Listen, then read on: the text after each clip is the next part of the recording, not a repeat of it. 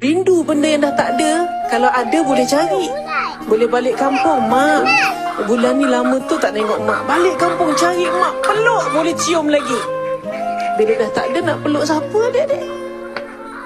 Ada baju mak, kan batik mak, kita peluk. Ada orang ambil kan batik mak, orang lelaki buat baju sebab rindu mak.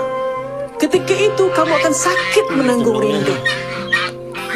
Dan apa yang tinggal, gantikanlah rindu dengan doa. Ya Allah, ampunkanlah dosa ayahku ya Allah.